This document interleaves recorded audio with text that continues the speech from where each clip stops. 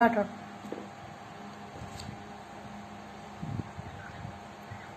Okay, sir.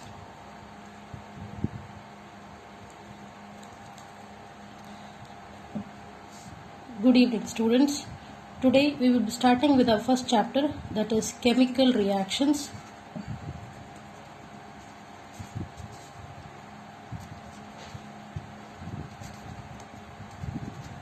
And equations.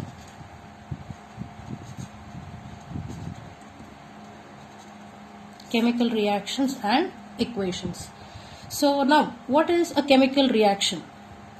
What is a chemical reaction? Does this occur in our day-to-day life also? Yes, of course. You can see that in our daily life also we see a number of reactions which will be taking place. Like, for example, spoilage of milk. Spoilage of milk at room temperature, especially in summer season. Milk gets spoiled when you keep it out of fridge.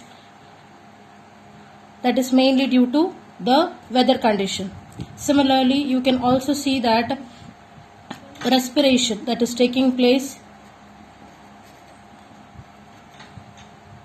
in the human system, and also digestion that is taking place within our body is also a type of chemical reaction which takes place. One more is, if in case you are keeping out a nail or a tawa or a pan, for example, that also gets spoiled. Pan, nail, any such items, when you expose it to humid atmosphere, it gets spoiled. That means it is getting rusted. You can see some brownish particles on the surface which we call it as rust. So these are few examples which takes place in our day-to-day life. Now we are talking about the chemical reactions that is mainly taking place in the field of chemistry. Okay. Now if we are talking about a chemical reaction, you require something where a reaction is taking place. Now what exactly is this chemical reaction? A chemical reaction is the one in which the old bonds will be broken and a new bond will be formed. Say for example, I will take a general example of, I will take say A. Okay, A and B, giving you C and D. Now the elements which are written, you can see there are two sets. One I have written towards my right side, the other two I have written on the left hand side, and the two here, that is A and B, are written with the plus sign. Similarly on the right side I have got C and D, which is also with the plus sign. So the things which are present on my left hand side, I call it as reactants, and the things that is present on my right side, we call it as products. Okay, so reactants will react in order to form the products. Reactants could be 1, it could be 2, or it could be 3, or it could be even more. Similarly, products, when I am talking about, it could be only one product which is being formed, it could be 2 as I have shown here, it could be 3, or it could be even more. There is no such thing that only 2 products should be formed or only 3 products should be formed. It can be anyhow as the reaction takes place. Now here I have written two terms. One is reactant, the other one is a product. Okay. Now what is this reactant? Reactant is the one which you take initially. Reactant is the one which I take it initially. That means when I am starting a reaction, whatever substance I take, it is called as a reactant. Now as the reaction takes place, A will combine with B in order to form the product C and D. So the substance which is formed later on, or at the end, I can tell later on, or I can even call it as at the end, whatever you get, we call it as the products. Okay, so reactants, you're taking it in the initial stage. Whatever you have, whatever you take in the beginning, we call it as the reactants, and whatever is formed at the end of the reaction is called as a product. Now, chemically, if I am talking, what exactly is a reactant? A reactant is the substance which starts the reaction. Reactant is the one, or it is a substance which will initiate, it will start the reaction. Similarly, product is the one which is formed at the end of the reaction. Now, the reactants and the products are separated by an arrow mark. You can see that the arrow mark is pointing towards the product. The head of the arrow is towards the product side and the tail is towards the reactant side.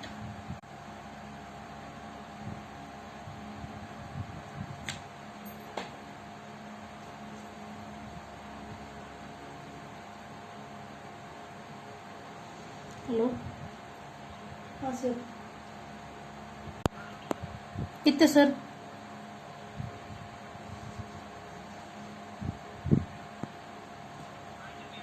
Oh. Yes. So reactants, as I have told, it could be one or it could be two or it could be more. Similarly, the products, it could be one, it could be two, or any number of products can be formed. But when I am taking a reaction, okay, it is always a reactant gives rise to the products. Now, whenever a reaction is being taking place, say for example, now I will specify one reaction, that is, we will take an example, a simple example. Okay, I will take a magnesium ribbon. Magnesium ribbon is being taken. You take a burner, hold the burner in the slanting position. With the help of the burner, okay, magnesium ribbon is taken with the help of tongs. Magnesium ribbon is held with the help of tongs. Okay, this is the magnesium ribbon. Magnesium ribbon is held. Now, when you start heating it, we keep a watch glass at the bottom in order to collect the product. So now magnesium ribbon, what you have taken, I call it as the reactant. Okay, this is our reactant. We will be heating the magnesium ribbon. Whatever products are being formed, that I will be collecting it in a watch glass. Okay, now when I start heating this magnesium ribbon, what happens? This is a solid magnesium ribbon. It is a flat sheet of paper, a thin strip of paper what you get.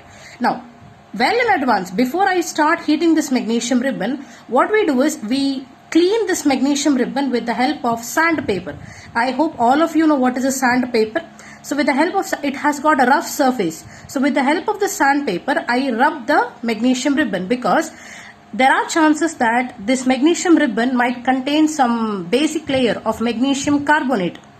So when I rub this magnesium ribbon with the help of sandpaper, that magnesium carbonate layer, whatever is present, it will get swiped off. Okay, whatever layer is present there, unwanted layer of magnesium carbonate, that gets removed, so that the magnesium burns faster.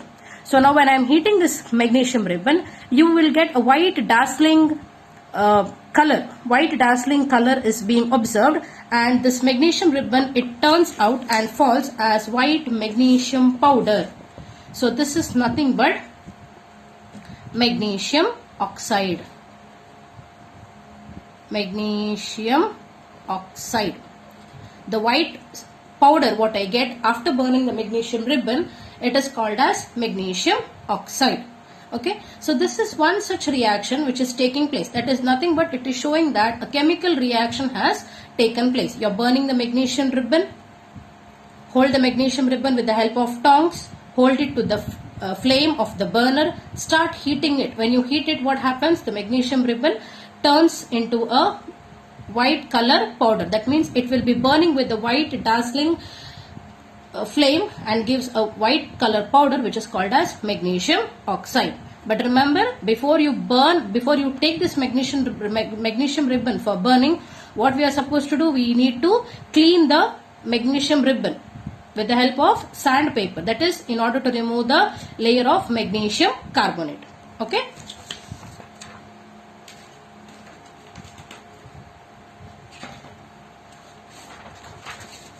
Okay. Next, I will take one more activity or one more example. in order to show that a chemical reaction is taking place. Say for example, in a test tube, okay, we have a test tube now. In this test tube, I will take some amount of lead nitrate.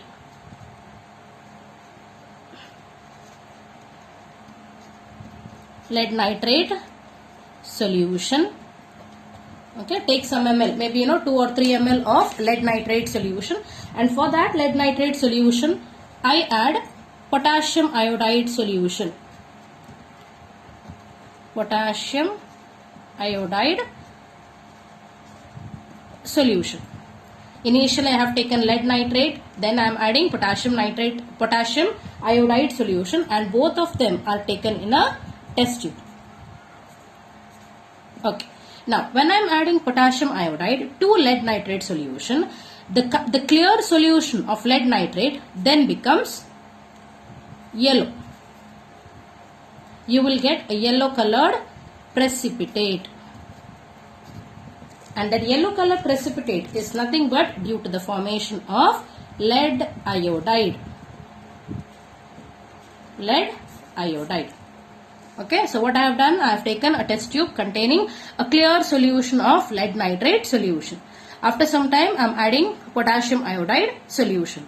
So when I mix potassium iodide to lead nitrate, what do I get? The color in the test tube, which was clear initially, now turns into yellow. That is, you will get a yellow colored precipitate. Now what actually is this precipitate? Precipitate is nothing but you will get a thick. The solution which was clear here, now it becomes totally opaque. Okay, here it will be transparent initially, then it becomes totally opaque. That is, when you observe it for sunlight, you can see some particles. Okay, when you take the test tube near the sunlight, when you observe it, you will get a particle like of thing which becomes opaque, and the color changes to yellow. And that yellow precipitate is nothing but mainly due to the formation of lead iodide. Okay. One more example you can take, that is, now I will be taking, that is a third example which I would like to take, that is, I take a conical flask, okay, I take a conical flask. I hope you get an idea of how a conical flask looks like. Conical flask. Now, in this conical flask, I will take few pieces of zinc granules. Now, what are these zinc granules? Granules, it is nothing but small bead-like structure of zinc. Okay, a zinc metal, you get it in the form of small beads. So, these are nothing but zinc granules. Okay. Now, once I have taken zinc granules, then I add some acid. Either you can go for dilute H2SO4 or I can go for dilute HCl. Dilute HCl I can take, or I can even take dilute H2SO4. Now, what is this dilute HCl? Hydrochloric acid, or I can even take dilute H2SO4, which is nothing but dilute sulfuric acid. Okay. Now, I add anyone, either you can take HCl or H2SO4, any choice. You add the acid to the conical flask which contains zinc granules. Okay, so I have added. So this would be, if I am taking dilute H2SO4, sulfuric acid, I prefer taking sulfuric acid. Now what we have to do, we need to close the conical flask with the help of a rubber cork. With the help of a rubber cork, I close the conical flask. Now, when these zinc granules react with the sulfuric acid, we get the liberation of hydrogen gas. So, you can see the evolution of hydrogen gas. Okay. So, here hydrogen gas will be liberated. And how you will come to know that hydrogen gas is liberated? Okay, that is, see here I have closed it. If in case I would have kept the conical flask open, then this gas would have escaped out. You will not come to know what is the product exactly being formed. Okay, so I have closed the rubber cork. As a result, the hydrogen gas, whatever is produced when zinc granules react with dilute sulfuric acid, is the hydrogen gas which gets captured within the conical flask. Okay. So now I have given you 3 set of examples. Initially, magnesium burning with the magnesium ribbon is being burnt with the oxygen. Second one is reaction of potassium iodide with the lead nitrate. And the third one is reaction of zinc granules with sulfuric acid. Now in each of the case, if you are observing, there are the product formed. When the product is being formed, you can observe different things happening. Okay. See, what happens is every reaction will not be of the same type.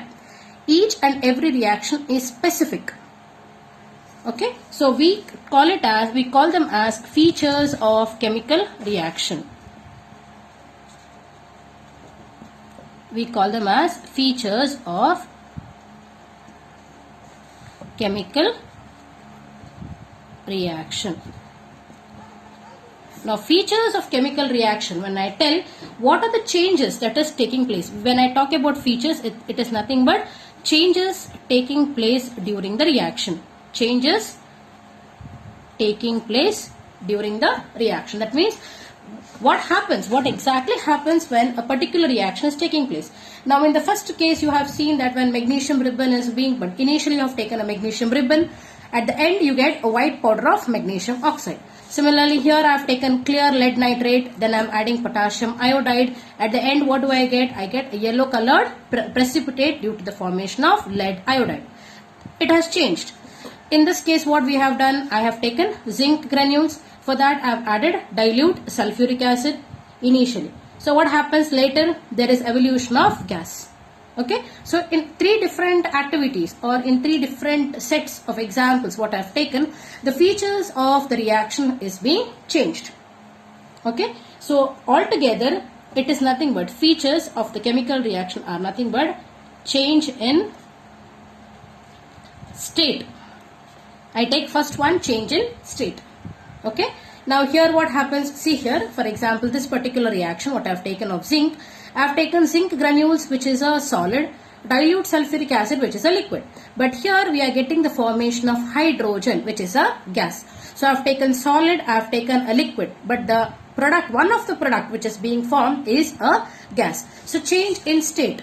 If you are taking a solid, you might get a liquid product or you might get a gaseous product. I hope you know there are three states which we learn in chemistry, that is solid, liquids and gases. Especially these three states we prefer. The second feature is change in color.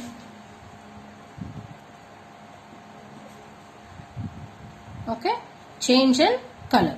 That is, if you are seeing this particular example of lead nitrate solution, after adding potassium iodide you get a yellow colored precipitate. Initially lead nitrate is clear solution. Okay, clear solution, but when you are adding the one more reactant, that is potassium iodide, I get a yellow colored precipitate which we call it as change in color. Next, the third change is evolution of gas. Evolution of gas. Again coming back to the same example here of zinc, we have seen that a gas is being evolved. So we can tell evolution of gas. One more is change in temperature. Change in temperature. Temperature can change. The reaction mixture can become hot, the reaction mixture can become cold. So we will come to this topic later on, that is regarding change in temperature. One more evolution, one more feature of this is formation of precipitate. Formation of a precipitate. See here this example which I have told, potassium iodide, lead nitrate, I get the formation of a precipitate.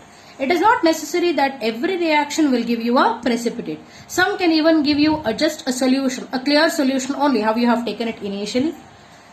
Okay, so few reactions will form precipitate, few reaction does not form precipitate, but still we take it as one of the feature. So coming back here, features of a chemical reaction. It is nothing but the changes that takes place when a reaction is being carried out. Okay, it could be with respect to change in its state, change in its color, evolution of a gas, change in temperature, formation of a precipitate. These are the features of a chemical reaction. Okay, so this is the initial part of the chapter. That is, we are just starting with what exactly is a chemical reaction. Okay.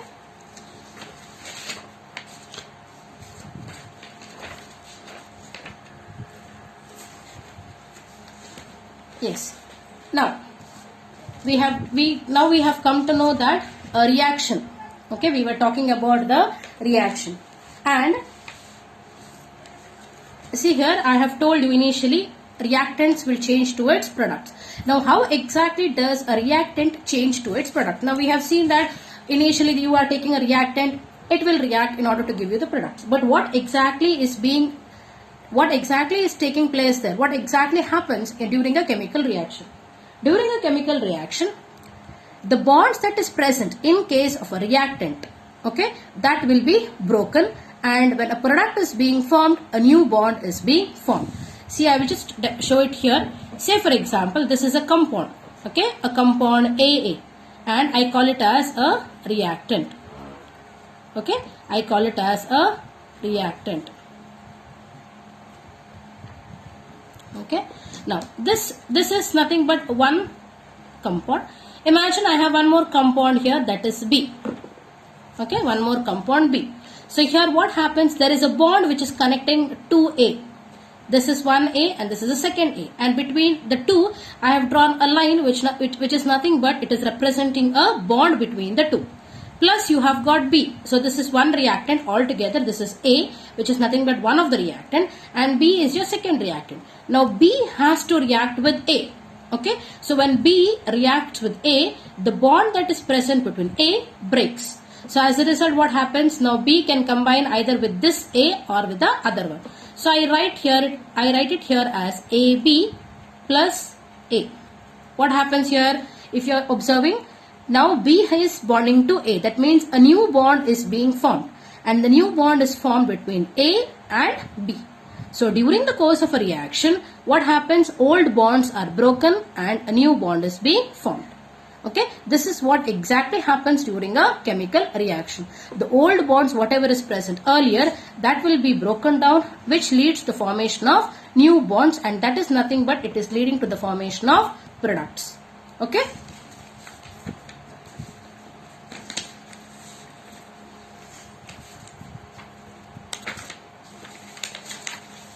Yes. Now, moving on to the next one, that is chemical equation.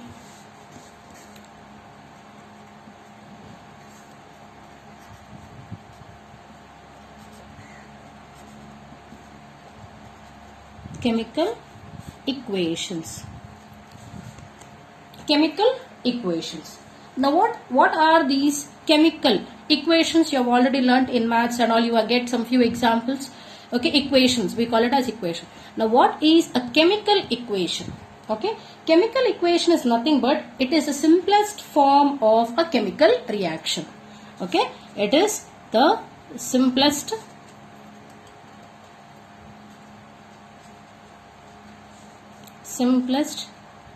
form of a chemical reaction. A chemical equation is the simplest form of a chemical reaction. I can even call it as a symbolic representation. Okay, I can even call it as a symbolic representation of a chemical reaction. Symbolic representation of a chemical reaction. Now we have already learned what is a chemical reaction. Now next is, that is what we are learning about chemical equation. That is, now we will be learning how a chemical equation can be written. Okay, how a chemical equation can be written. Now there are two types of writing a chemical equation. First one is the word equation. First one is the word equation, and the second one is the formula equation. Formula equation. Okay, chemical equation could be written in terms, two types you can write it. That is, the first one is the word equation and the second one is the formula equation. We will be learning one after the other. Now, okay, to start with the first one, word equation. Okay, I will be starting with the first one, that is word equation.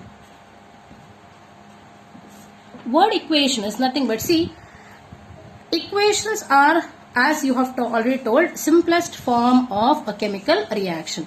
So whatever reaction is taking place, that you cannot write it full.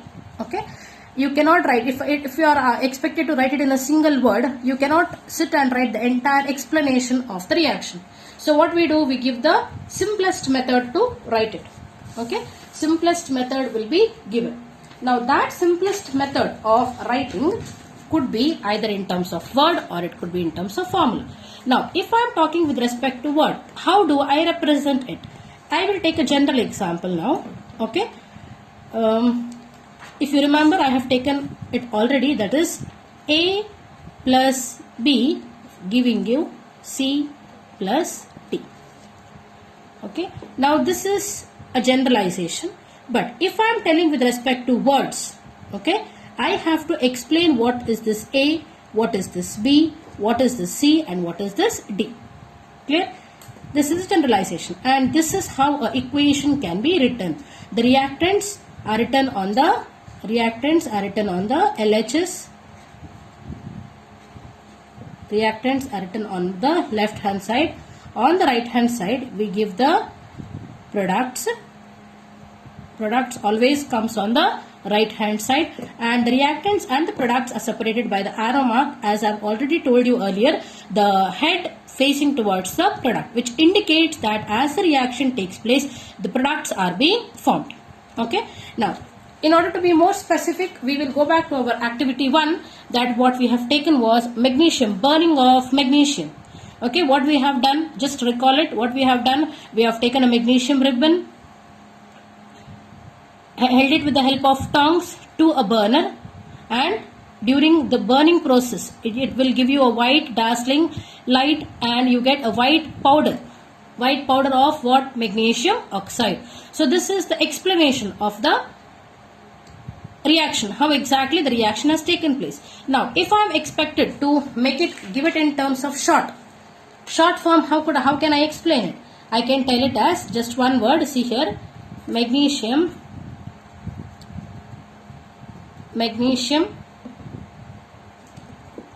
burns with what? Oxygen, correct? So magnesium burns with oxygen. Magnesium burns with oxygen. So what happens here? What is the product formed? I told you the white color powder, what you get, it is nothing but magnesium oxide.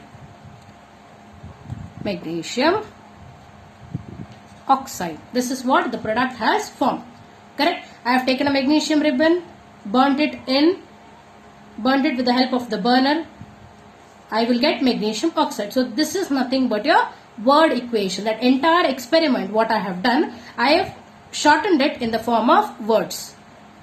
Okay, I have written it in the form of words. Now sometimes, since you have heated it, I can also give it, in order to show that the heating process is being done, it is represented by a small triangle. This triangle indicates the heat symbol.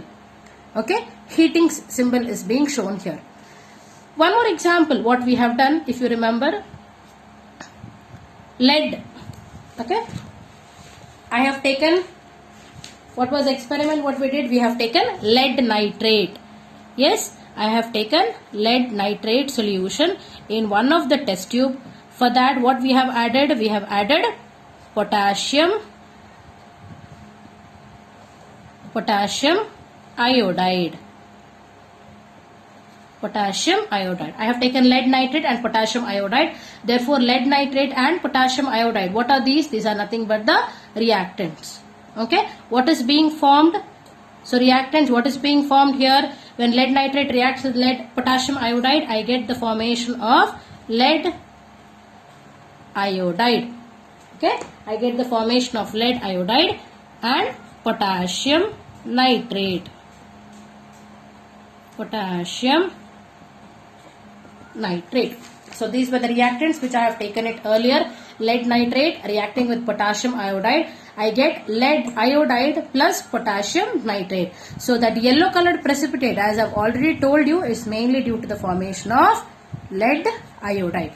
Because of the formation of lead iodide, I get the yellow colored precipitate. Okay. Next, the third example what I have explained, the third activity what we did, what we have taken zinc granules. So I have taken zinc, and what did I add? I had added zinc dilute sulfuric acid, correct? I had added dilute H2SO4, dilute sulfuric acid. So these are the reactants. What will I get here? There was evolution of hydrogen gas, correct? Hydrogen gas was evolved. Along with that, I get one more product, that is nothing but zinc sulfate. Okay, zinc sulfate. This is one of the product. Hydrogen. See, I can call it as, if I am writing it as hydrogen. Okay, I tell it as hydrogen gas. Now, this hydrogen gas, whenever you have a gas which is evolved during a reaction, it is shown by an arrow mark indicating upward direction. Okay, this is how you represent it, an arrow mark which points upward. Upward means it is nothing but the evolution of gas.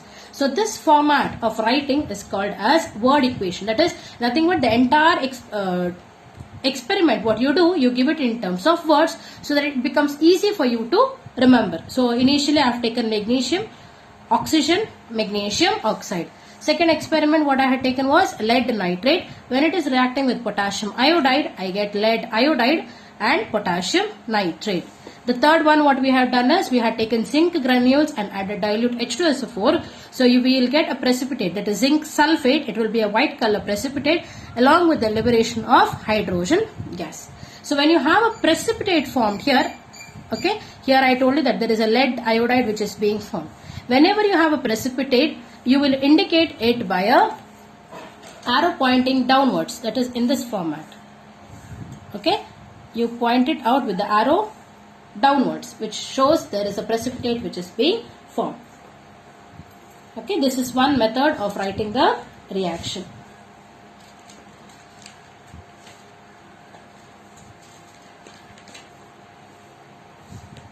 Clear? Chemical equations. What is chemical equation? Simplest form of a chemical reaction. A chemical reaction, whatever you are doing, in order to explain it better in a simple manner, we give it in the form of equations. I can also call it as symbolic representation of a chemical reaction. There are two types. What are the two types? One is the word format, the other one is the formula method. Okay, initially we start with the word equation, that is, I have taken a generalization. Reactants always written on the left hand side, products always written on the right hand side. Reactants and products are being separated by an arrow mark which is facing towards the product side, which indicates that the reactants are reacting in order to give you the products. Okay, I have taken 3 examples as we have done it earlier. The same 3 examples, the same 3 activities what I have done. That time it was an explanation of how it is being done, experiment. Now this is the word format of the experiment. Okay.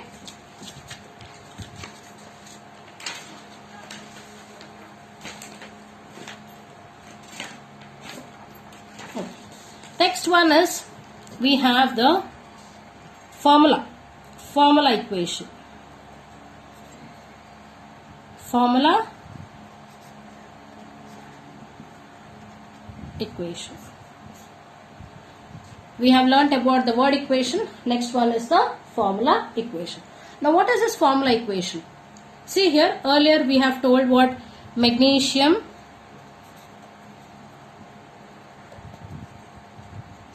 plus oxygen gives you magnesium oxide. Okay, this was the word format. Now, how do you read this equation? Okay, how is the equation being read? See, when you write an equation, experiment explanation, you can do it, no problem. But when you write the equation format, we should be knowing how to explain it in words also. That is, see here, magnesium reacts. When I tell plus, okay, magnesium is reacting with oxygen. Okay, in order to give you magnesium oxide. One more method of explaining is when magnesium is heated along with oxygen, magnesium oxide is being formed. Now this is your word equation, what we have just finished.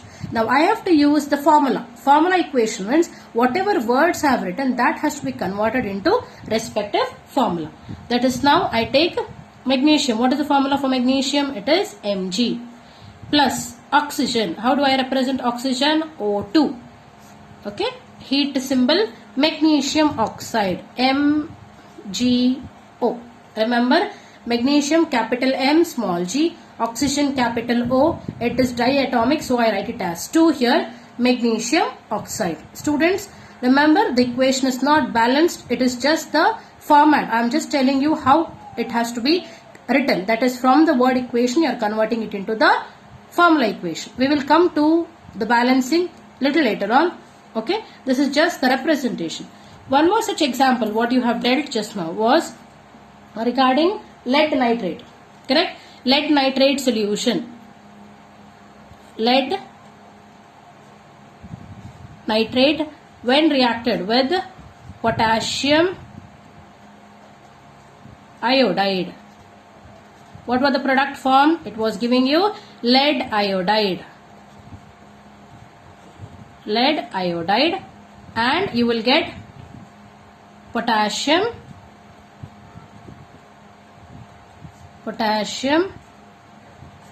nitrate. Correct? When lead nitrate solution is taken and potassium iodide is added to that, you get a yellow colored precipitate of lead iodide and potassium nitrate. Clear? Now this is the word equation. I have to convert it into the formula equation. How do I convert it? You should know how to write the formulas. Okay?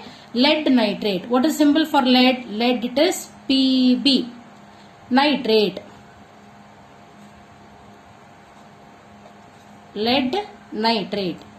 Potassium iodide. Potassium iodide is nothing but potassium iodide, Ki, giving you lead iodide. Lead iodide is PbI2 plus potassium nitrate. Potassium nitrate is KNO3. So since this was a precipitate, what I had told you, we give it in the form of a arrow mark directing downwards. Correct? Which indicates, the arrow itself tells you that it is a precipitate which is being formed. I am telling you again, the equation is not balanced. We will be coming to the balancing form in the next case. Okay. Next, third one, what we have done was, when zinc granules is heated, when zinc granules are being reacted with dilute sulfuric acid, that is dilute H2SO4. What do you get? Dilute sulfuric acid, when zinc is reacted, you will get zinc sulfate with the liberation of hydrogen gas. Correct? Yes? The reaction was between zinc granules and dilute sulfuric acid, or I can even take it as dilute HCl, okay, hydrochloric acid. Zinc sulfate and hydrogen gas is being produced.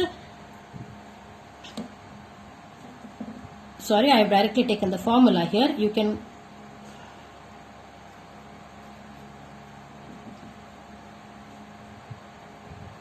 okay.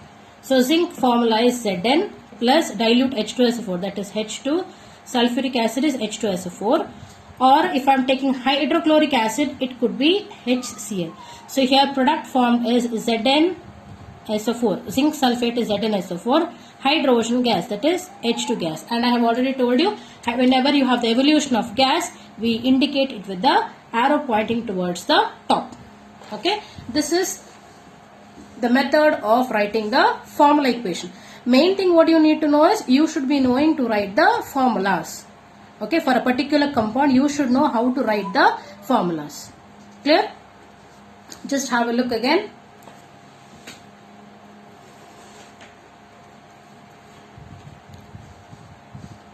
Clear?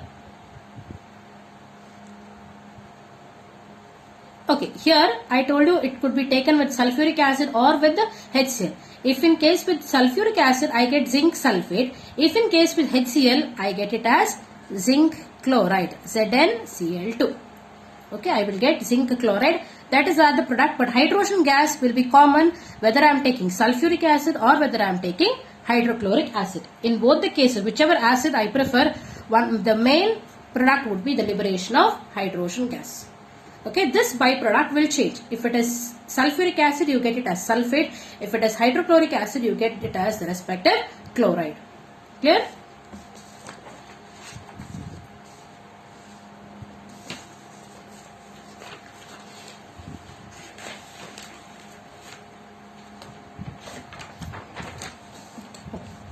Next, we move on to balancing of a chemical equation.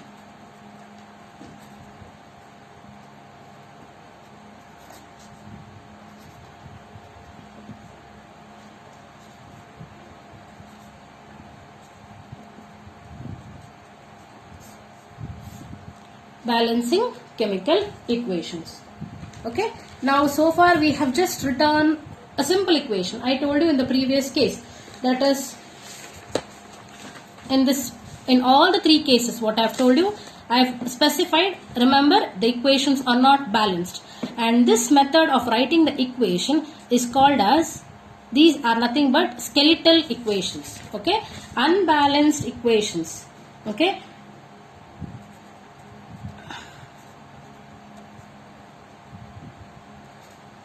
unbalanced equations are called as skeletal equation. Unbalanced equations are called as skeletal equations. So whatever we have here, that is magnesium oxygen giving you magnesium oxide, lead nitrate, potassium iodide giving you lead iodide and potassium nitride, these are not balanced. Okay, therefore they are called as skeletal equation. Now, in chemistry, we cannot keep the equations as such. That is, we cannot keep it in the form of skeletal equations. It is compulsory that we have to balance the equation. Okay, the skeletal equation has to be balanced. And how do you balance the equation? Okay, how are these equations being balanced? Okay, how are these equations being balanced? See here, examples I will give you. How is this balancing being done? Okay, I take the first example, simplest of all, magnesium reacting with oxygen gives you magnesium oxide. See, remember, this is a type of a skeletal equation. Correct? This is a skeletal equation, which is, there is no coefficient as such. When I tell the equation has to be balanced, we add something called as a stoichiometric coefficient. Okay, coefficient has to be added in order to balance the elements. Okay, balance the atoms of the elements. Clear? See here, magnesium, you have got one atom. Oxygen, here you have got two atoms. On the product side, magnesium is one, but oxygen is also one. Right hand side means I am talking about the product side. In the right hand side, magnesium is balanced. In the left hand side also magnesium is balanced. One here and one here, it is balanced. Whereas oxygen, if you check here, on the right hand side I have got only one oxygen atom, and on the left hand side I have got two oxygen atoms.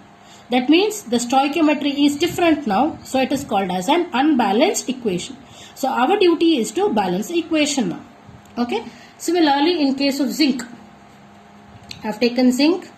Okay, H2SO4. What was the product obtained?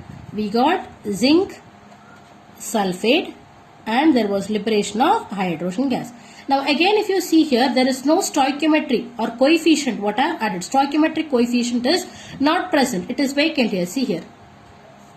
This is a place where you add the stoichiometric coefficient just beside the reactants as well as that of the products. So we have to check whether the reaction is balanced. Okay.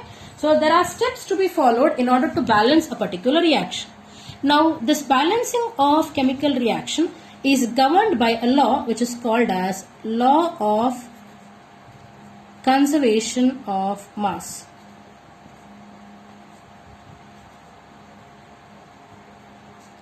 Law of conservation of mass. Now what does this law of conservation of mass state? According to this, you can see here, conservation of mass. Okay. Now whether when I'm having a reactant on the left hand side and the product on the right hand side. Okay. According to this, the law states that mass can either be created, mass can neither be created nor destroyed. Okay, the law states that mass can neither be created nor destroyed. This is the simple version of the statement, that is conservation of mass. Law of conservation of mass. Mass can neither be created nor destroyed. If I am talking with respect to, if I am applying this law for a particular chemical equation, okay, or for a particular reaction, then there would be a slight changes what we can do. That is with respect to the amount of reactants what I am taking and the amount of products that is being formed. According to law of conservation of mass, if I am applying it for a chemical reaction, okay, what it states is the total mass of elements. Okay, according to this it states that, see now when I am having the reactant and product, on the left hand side we have the reactants, on the right hand side we have got the products. Okay, now here total mass on the LHS or total mass of the reactants has to be equal to the total mass of products. Clear? During a reaction, in a chemical reaction, what happens? In a chemical reaction, you have got the reactants which gives rise to a product. Correct? So, if I am applying this law of conservation of mass to a reaction, then it could be in this term, that is total mass of the reactants should be always equal to the total mass of the products. That means, coming back to this here, how many atoms of zinc is present on the left hand side? Same number of atoms has to be present on the right hand side. How many atoms of hydrogen is present on the left hand side? Same number of atoms of hydrogen has to be present on the right hand side. Similarly for sulfur, how much is present on the left? Same number of sulfur atoms on the right. How much of oxygen on the left? Same number of oxygen atoms on the right. So you are comparing both the sides, that is left hand side as well as the right hand side. And finally, once the equation is balanced, when you take the count of all the elements of the reactants, it should be equal to all the elements, total of all the elements on the product side. That is what the law states. Okay, total mass of the elements in the reactant side should be equal to total mass of elements in the product side. That is, once you balance the equation, when you take the total count, that is when you are taking the sum of the reactant side as well as the product side, it has to be equal to each other. If it is not equal, that means your balancing has gone wrong. Okay, or it is not satisfying the law of conservation of mass. So whenever you are writing a chemical equation, please see to it that your equation is balanced. Clear? Now we will be learning the steps to balance the equation. Okay, steps to balance the equation. See, here I have told total mass. I can also call it as, or in order to make it more simpler for you, number of atoms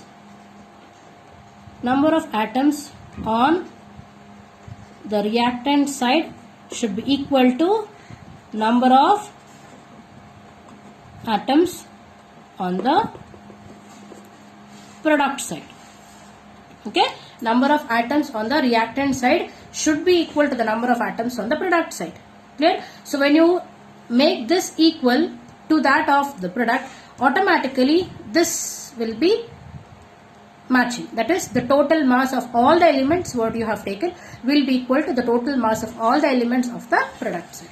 Ultimately, if I am telling in one words, mass can neither be created nor destroyed. That is, whatever you take initially, at the end of the reaction also the mass has to be the same. Mass taken initially, that is when you start the reaction, whatever mass you have on the reactant side, once the reaction gets over also, the mass of the products will be almost the same. Clear?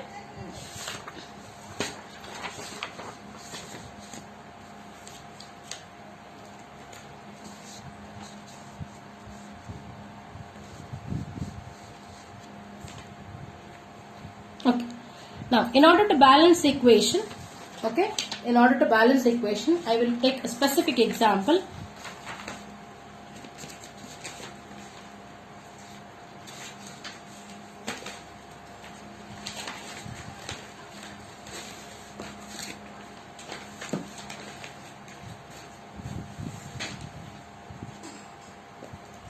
Yes. The first example, what we will be doing here in order to balance the equation, example 1. Okay. The first example what I take is iron reacts with water to give you Fe3O4 plus H2. This is the equation. Okay. Iron when made to react with water. How do I read this equation? When iron reacts with water, it gives rise to ferric oxide. Okay. And hydrogen gas. Liberation of hydrogen gas. So what is the first step here? There are certain steps to be followed while writing. Okay. When balancing the equation. Observe carefully. There are certain steps. So first step what you do is whatever reactants and products you have got, you write it in the inside the boxes. Okay. So this is iron reacts with water, that is H2O, in order to give you Fe3O4 plus the other byproduct is hydrogen gas. So initially whatever I had, similarly I have written all of them, all the reactants as well as the products inside the boxes. Clear? What is the necessity of writing these boxes? Why should you write these things particularly inside the box? See here, if you are observing, iron, it is single element. Water, if you are checking, you have got H2. I have written it as H2O. Correct? Similarly, ferric oxide, if you are seeing, it is Fe3O4. There are certain numbers what is already present here. Hydrogen H2. So when I am balancing the equation, we are not supposed to make any changes in these particular numbers what is already present. Okay. I repeat, when you are balancing the equation, we are not supposed to make any changes with the numbers what is already present in the compound. Clear? Whatever arrangement, whatever stoichiometry you are adding, it has to be as a adjacent. You are writing it outside the boxes. Clear? You will be writing it outside the boxes. Please see to it that you are not making any changes for the numbers that is already present. Now, that is the first step. Second step, what you do is list the number of atoms of different elements. So, first step, what is that? You are making the box. Second step, what you are doing is list the number of atoms. List the number of atoms of different elements. List the number of atoms of different elements that is being present. See here, we have got different number of elements. If I am starting, this is the element. I am using the short form element. Okay. On the reactant side, that is LHS, I will write. As I have told you, reactants are always written on the left hand side and the products are always written on the right hand side. So I take it as RHS. Okay, bracket if you want, I will write it. This is for the reactant and this is for the product side. Okay. Now list the elements that is being present. Number of atoms of different elements. So what are these elements that is being present? The first one is iron. Second one, here I can see hydrogen. And the third one is oxygen. If you are checking in both the cases, reactants as well as product, whatever atoms are present here, the same atoms will come here also. Okay, elements. There, whatever elements I have on the left hand side, the same elements I get it on the right side. There is no change. So, elements on the left hand side is iron, hydrogen, oxygen. Similarly, on the right hand side also I have iron, oxygen and hydrogen. Only thing is they differ with respect to number of atoms. Clear? Iron. Now we will start with the first one. Iron. Just have a count. Iron. How many atoms on the left hand side? There is only one. So I have got one iron on the left hand side. How many iron on the right hand side? See the number here. How many? 3. Clear? So on the right hand side, that is on the product side, I have got 3 iron. I repeat. First element what I have taken is iron. Okay. Left hand side. That is on the reactant side. Have a look at the reactant side. How many iron atoms you have got? Only 1. So I have written it as 1. Now come to the right hand side. That is the product side. How many iron atoms you have got? Fe3. So it is RHS is 3. Okay. Next come to hydrogen. Clear? Now on the left hand side, how many hydrogen atoms you have got? 2. That is H2. Can you see? H2 with respect to water. So I've got 2 hydrogen atoms on the left hand side. Now come to the right hand side, that is the product side. In the product side I've got again H2. So on the right hand side it is H2. So 2 on the left, 2 on the right. So with hydrogen, for time being we don't have any problem. The third one is oxygen. Count on the left hand side. Left hand side when I am taking, it is the entire reactants, okay, not just water. You have to see if there is any here. For now there is oxygen is not present. Oxygen is present only with respect to water here. And how many oxygen atoms you have got on the left hand side? It is only 1. Whereas on the right hand side, how many oxygen atoms you have got on the right hand side? Is there any oxygen atom here? No. So oxygen atom is present only in this case, that is ferric oxide. And how many oxygen atoms you have got? O4. That means it is 4. Clear? Did you get an idea? Yes? Did you get an idea? Iron on the left hand side it is 1, on the right hand side it is 3. Hydrogen on the left hand side it is 2, right hand side also 2. Oxygen left hand side 1 and right hand side it is 4. That means there are few elements which is not balanced, especially with respect to iron and respect to oxygen. Okay, now we have to start balancing. That is step 3, that is C. Okay, step 3. What do you do? How do you balance? Start balancing the compound that contains maximum number of atoms. Okay, you have to start balancing. Start balancing the compound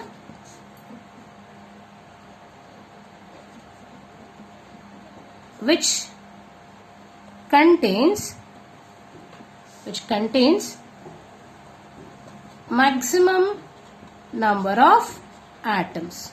Okay, you start with one particular compound which contains maximum number of atoms. Remember, it could be anyone. It could be reactant or it could be product. There is no compulsion that you have to start with the product side or you have to start with the reactant side. There is no rule as such. You have to take a particular compound which contains maximum number of atoms. So that it will go on easily. So coming back to the equation, just look at the equation here and see the compound which contains maximum number of atoms. That is nothing but ferric oxide, Fe3O4. Okay, for time being Fe3O4 is a compound which contains maximum number of atoms. So we will start with that particular compound. Okay, we select Fe3O4. We select Fe3O4. This is the compound which I am selecting. And in that also, if you are checking, iron is 3, oxygen is 4. Okay, so I am selecting the compound Fe3O4.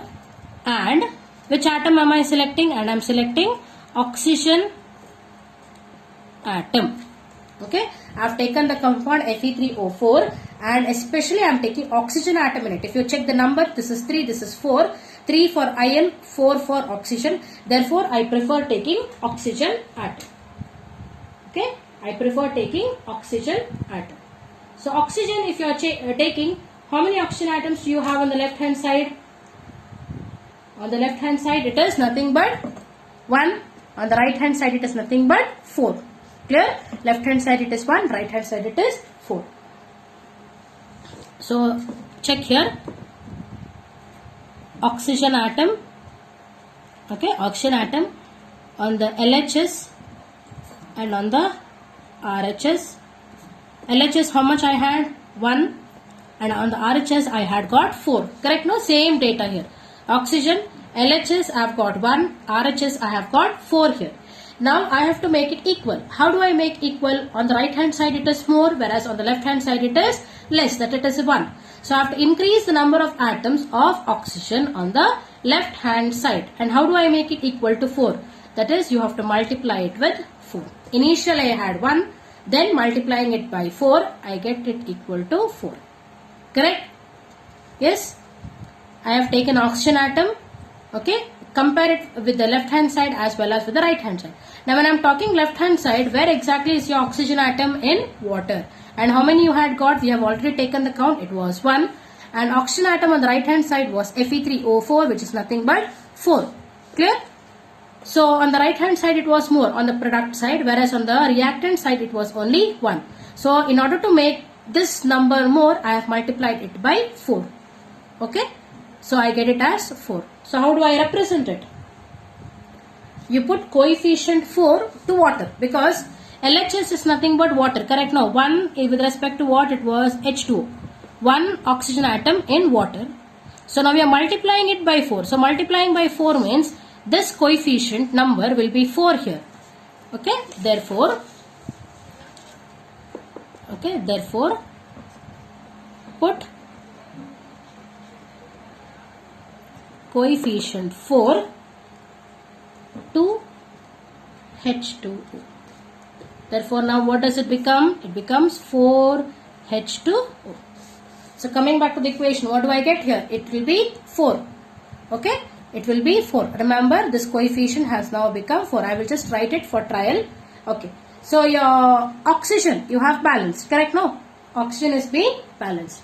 Now have a look. When oxygen is being balanced, automatically your hydrogen atom, there will be variation. This 4 is applicable for oxygen as well as for hydrogen, because I have put it inside a box. So this 4 will be a coefficient for oxygen as well as for hydrogen. When initially what did I do? I have balanced this only for oxygen. 4 I have put only for oxygen. But now what happens to the number of atoms of hydrogen? Multiply 4 into 2. So hydrogen becomes 8 now. Clear? 4 into 2, hydrogen becomes 8. Okay. Now next you shift to hydrogen. Next, balance hydrogen atom.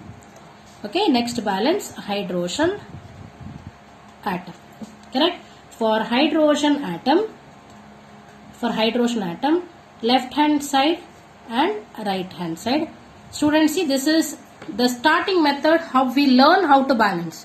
Okay, if there are few equations which is simple, as you practice more and more examples, the method of balancing becomes easier. Later on, when you are very thorough with the balancing process, you need not write all the steps. You can directly balance.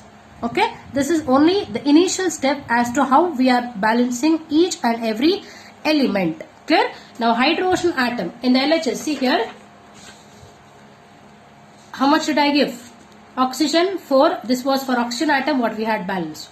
But when I put the coefficient, coefficient 4 to water. So I have put coefficient 4 to water here. But this coefficient 4 for water implies both for hydrogen as well as for oxygen. Now oxygen is balanced. 4 oxygen on the left hand side, 4 oxygen on the right hand side.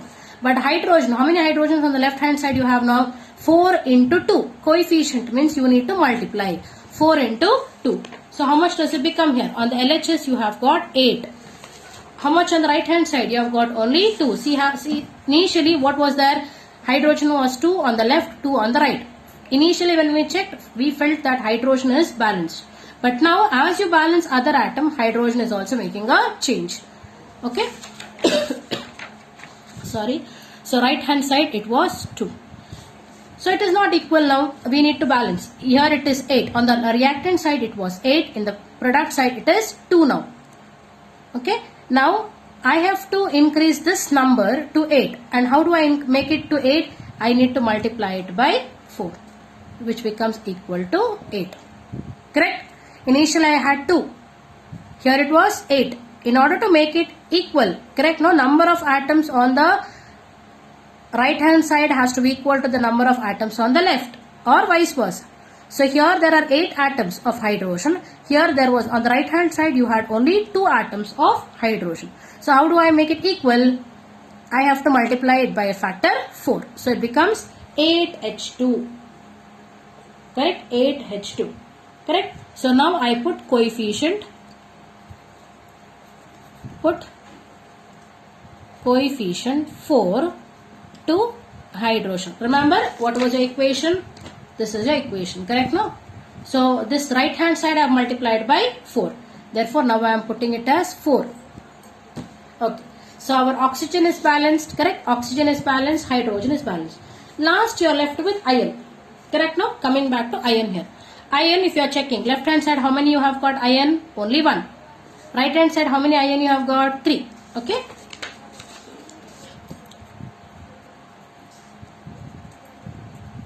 Last balance iron atom. So for iron, okay, for iron, left hand side, right hand side. How many on the left hand side you had got? Only 1. On the right hand side, how many I had? 3. Don't forget. Okay, on the left hand side I had 1, on the right hand side I had 3, Fe3, correct now? So how do I balance it? Left hand side it is less, right hand side it is more. So left hand side I need to multiply it by a factor 3, which will be equal to 3. So 3 on the left now, 3 on the right. Therefore, put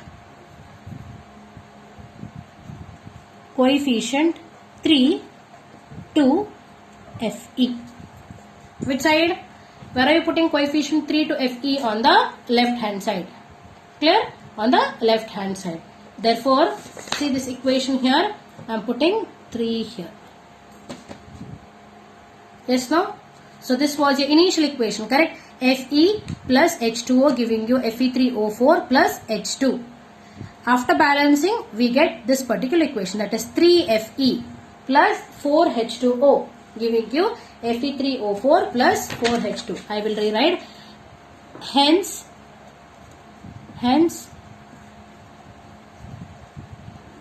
the balanced equation is, what is the equation? 3Fe plus 4H2O giving you Fe3O4 plus H2. How many H2?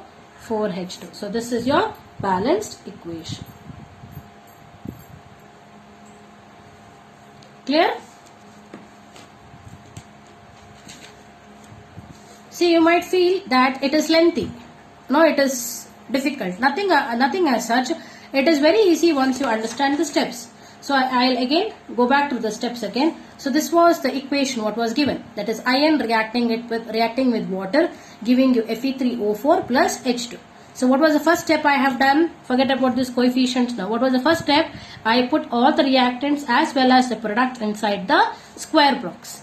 Next, what are you supposed to do next? What does the square box indicate? Square box is mainly to show that the elements, that is atoms that is present inside the box, numbers which are present inside the box are not to be touched. No changes will be done with respect to the numbers that is present inside the box. Okay. What is step B? List the number of atoms of different elements. So which are the different elements we have got? It is iron, it is hydrogen and it is oxygen. Now on both the sides I need to calculate, correct? On the left hand side means it is the reactant side. Right hand side means it is the product side. Coming to iron, on the left hand side I had only 1 initially. On the right hand side I had 3. Hydrogen, left hand side it was 2. Right hand side also it was 2. Oxygen, left hand side it was 1. Right hand side it was 4. Okay. Once this part is done, next we go for step 3. That is start balancing the compound which contains maximum number of atoms. Okay, you select a particular compound which contains maximum number of atoms. It could be either a reactant or it could be a product. There is no compulsion. You have to start from the reactants or you have to start from the product side. Any of the one you can choose. Okay, so here I have we select Fe3O4 as the compound and oxygen atom in it, because oxygen, number of atoms of oxygen is maximum here. Okay, so I have taken oxygen atom. Count the oxygen atoms on the LHS. How many? 1. Correct now? 1 oxygen atom I had here with respect to water. Here there was no oxygen. Here only 1 oxygen atom with respect to water. Whereas on the right hand side, how many oxygen atoms I had got? It was 4. Correct? It was 4. So I have written 1 here and 4 here. So I have to make it equal according to the law of conservation of mass. So I multiply left hand side by 4. 1 into 4 becomes 4. So therefore put coefficient 4 to water. Okay? 4 to water. So as a result I have got this. Now when I am balancing oxygen, automatically your hydrogen will change, because this coefficient 4 is applicable both for oxygen as well as for hydrogen. Correct? So 4 into 2. How many hydrogen on the left now? 8. Whereas on the right it was only 2. Correct now? Right, it was 2. See here. Hydrogen initially we had balanced, but when I am writing 4 here as a stoichiometric for water, number of atoms here. See, multiply, it is not adding, it is not subtracting, it is always multiplication. So 4 into 2, 8 hydrogen atoms on the left hand side I get, and 2 hydrogen atoms on the right hand side. So next element whatever I have taken was hydrogen atom. Clear? I have taken hydrogen atom. In hydrogen atom, what did I do? Next balance, hydrogen atom. Hydrogen atom, on the LHS I have counted it 8, on the right hand side it was 2. Therefore, I have multiplied it by 4, which gives the answer as 8. So, put coefficient 4 to H2. Correct? After putting, that is, I get it as 4H2 on the right hand side. Correct now? Last balance, iron atom.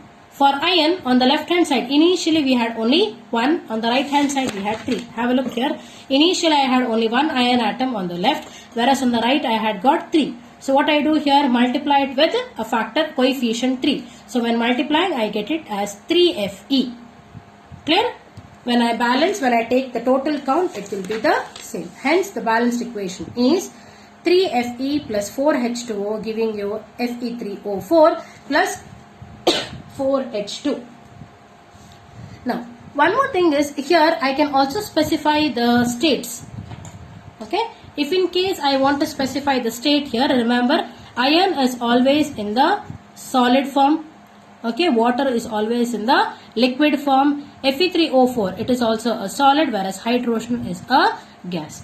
This is the physical state. Whenever you are writing a chemical equation, you can see some alphabets written below the element. Okay, written it as a subscript. Remember, it will be as a subscript. Usually it will be as a subscript, or it can be even written beside it. But it will be written as S, L, G. Whereas S stands for solid, L stands for liquid, G stands for gas. In few equations later on, you will see it as AQ. Okay, AQ. What does this AQ represent? It represents aqueous. Okay, aqueous. Now what does this aqueous stand for? Aqueous stands for whenever you are adding a solid in water. Okay, like for example, you take a teaspoon of salt and you add it to a glass of water. So now it becomes a aqueous solution. Clear? Sodium chloride. You know sodium chloride is the normal table salt what we consume. It is in the solid form. Water, a glass of water what you take is in the liquid form. Now when I am adding salt to water, salt, NaCl is solid. Okay, that is, see here, NaCl solid plus H2O, which is nothing but a liquid. Okay, I get it as NaCl, and this I call it as aqueous. Okay, aqueous means when you are adding a salt to water, liquid. Okay, solid to liquid, you get it as aqueous. Clear? This is the first example. I just gave you an idea of what is aqueous solution. Clear? Okay. One more example. One more example. Okay. Simple example I will take. That is zinc plus H2SO4 giving you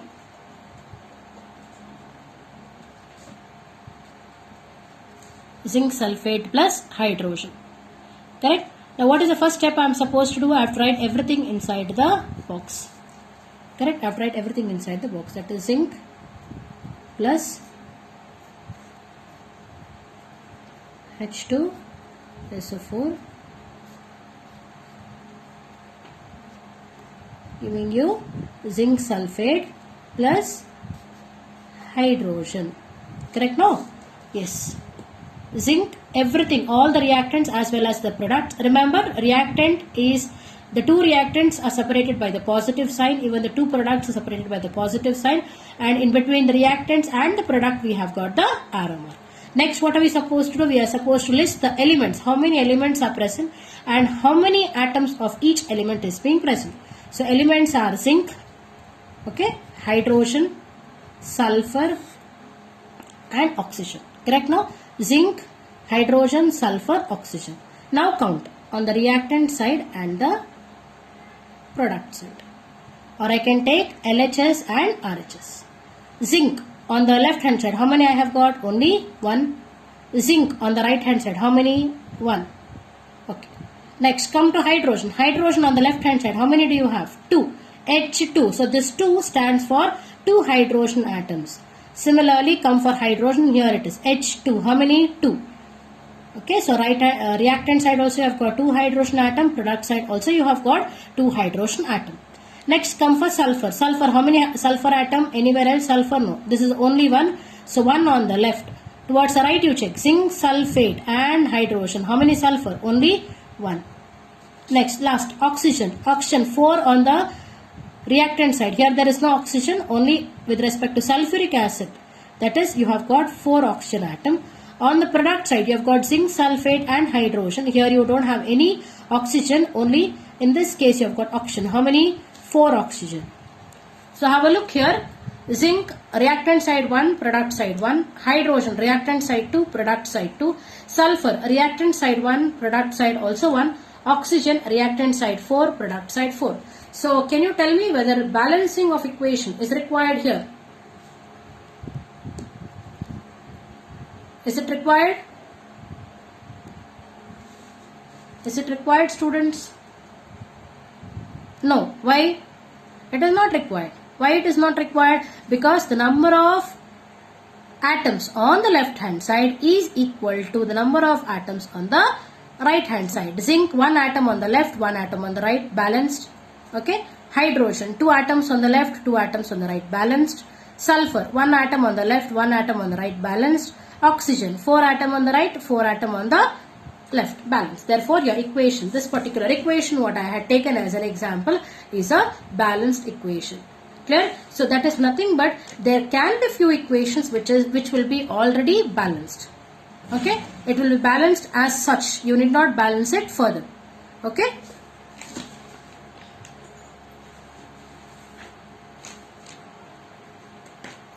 Moving on to the next example. Okay? Moving on to example 3. That is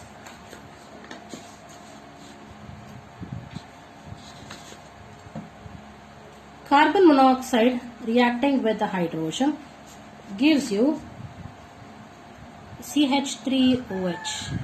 Okay? Carbon monoxide. This is nothing but carbon monoxide reacting with hydrogen giving you methanol. CH3OH is nothing but methanol, methyl alcohol. Clear? So what is my first step? What am I supposed to do now? Everybody, shall we balance together? Okay. So first step is we have to put this within the box.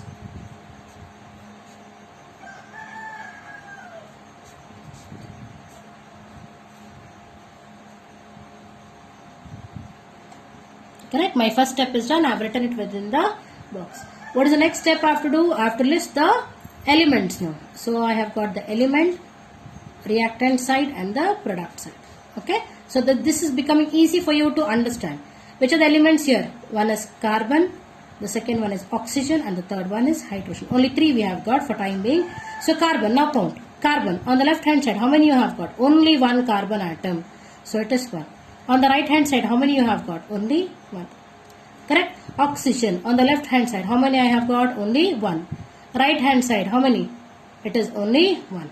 Okay, last one, hydrogen, on the left hand side, H2. So it is 2 hydrogen atoms on the left, and on the right hand side, that is on the product side, how many do I have? 3 plus 1 here. Okay, when I'm talking about a particular element, it could be written in different formats, but we need to count it. So it is CH3OH. So 3 hydrogen atoms here and 1 hydrogen atom here. So 3 plus 1.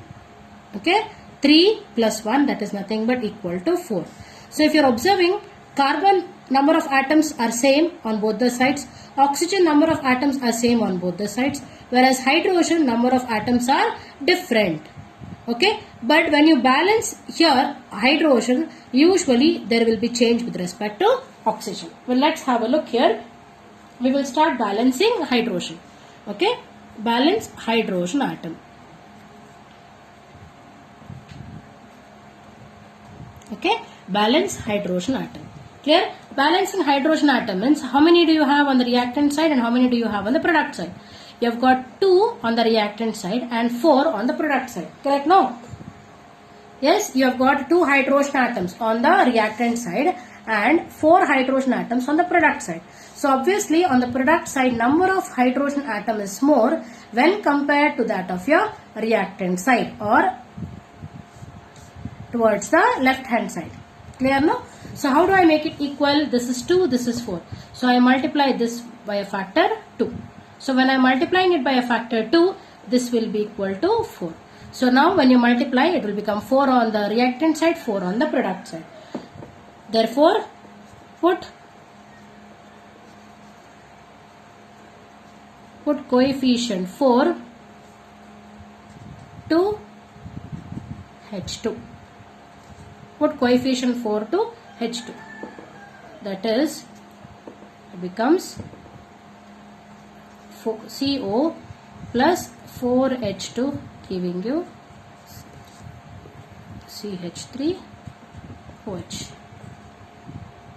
Correct? Sorry, I have put here it becomes 4, so I have to multiply it with the factor 2. Sorry, 2 is already present, so I am multiplying it by a factor 2 here. Okay, I am multiplying it by a factor 2. Therefore, I put coefficient 2 to H2. Therefore, becomes CO, carbon monoxide, plus 2H2 here. I have multiplied 2 into 2, which is equal to 4 hydrogen atom here. 3 plus 1, which is equal to 4. What about the rest now? When I am adding 2 here, see I have added the coefficient 2 only to hydrogen side. I have not added to anywhere else. So when I am multiplying 2 to hydrogen, there is no such changes required for the other things. Correct? So carbon is balanced as I have written it here. Carbon already balanced. Oxygen is balanced. Only hydrogen there was a change, which I have balanced with balanced by multiplying it by a factor 2. So I put a coefficient 2 to H2. As a result, I get it as 2H2. Clear? So 2 into 2, I get 4 hydrogen atom here. So this is 3 plus 1 hydrogen here. So it is 4. Oxygen 1 on the right, 1 on the left here. Carbon 1 on the left and 1 on the right. So the equation is balanced. Clear? Equation is balanced. Next, moving on to one more example. You have done the first experiment. Do you remember? The first experiment, what we have done? That is reaction between magnesium plus oxygen giving you magnesium oxide. And students, I had told you that time, this is just the skeletal equation. I have not balanced the equation yet. It is an unbalanced equation. Now you have to balance the equation. Clear? Now we need to balance the equation. How do I balance? Put this inside the square box.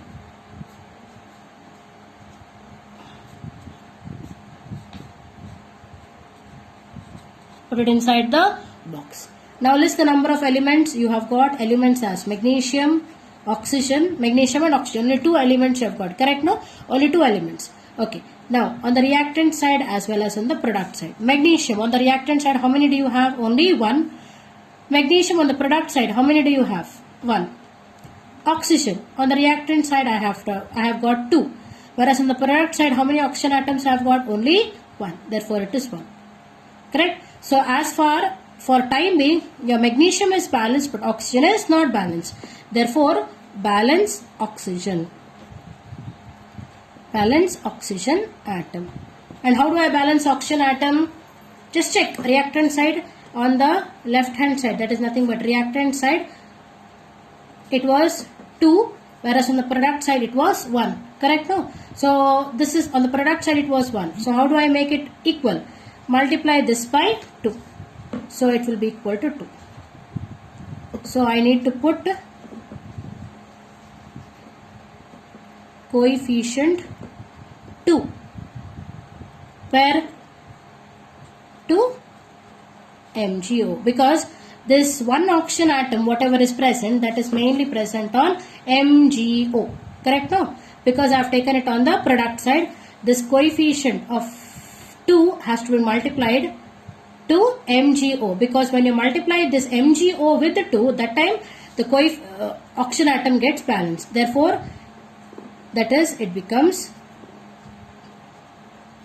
2 MgO. Correct? Now oxygen atom becomes 2 here, 2O. Clear?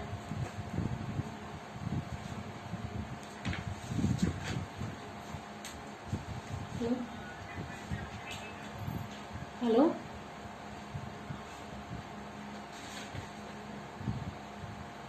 Hello, sir. Okay, sir. Okay. Okay. Correct? 2 MgO. Yes.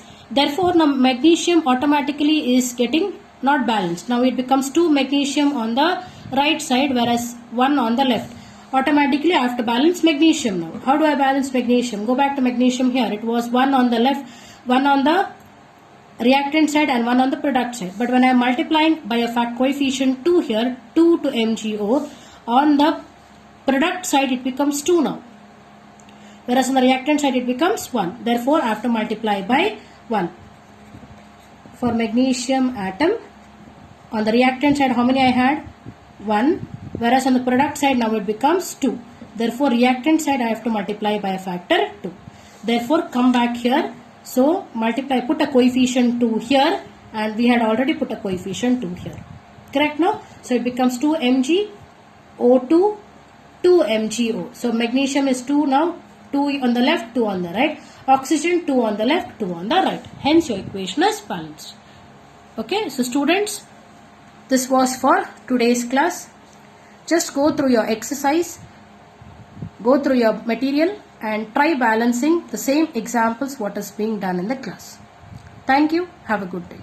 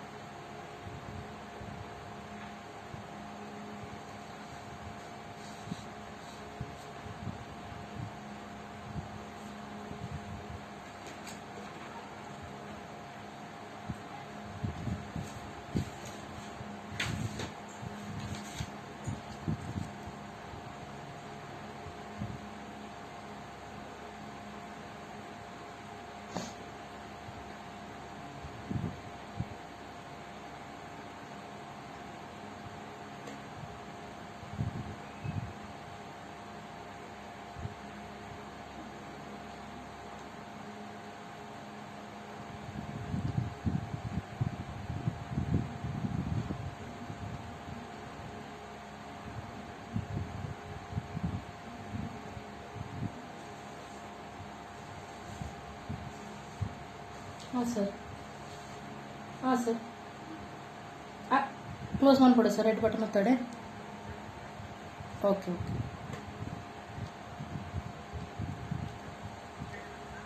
Correct sir. Okay sir. Thank you. Okay.